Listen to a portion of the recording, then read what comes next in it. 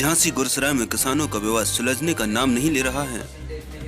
झांसी के गुरसराय में नवीन मंडी के बाहर किसानों ने फिर से अपने ट्रैक्टर खड़े कर लिए हैं। बुंदेलखंड किसान यूनियन जिंदाबाद जिंदाबाद। बुंदेलखंड किसान यूनियन जिंदाबाद जिंदाबाद। बुंदेलखंड किसान यूनियन जिंदाबाद जिंदाबाद। बुंदेलखंड किसान यूनियन जिंदाबाद जिंदाबाद। बुंदेलखंड किसान यूनियन जिंदाबाद जिंदाबाद। बुंदेलखंड किसान यूनियन जिंदाबाद जिंदाबाद।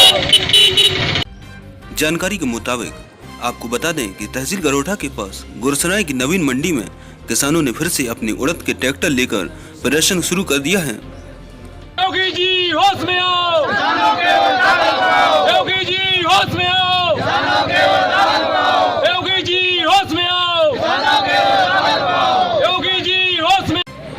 IN7 न्यूज के लिए झांसी से मिलन सिंह परिहार की रिपोर्ट।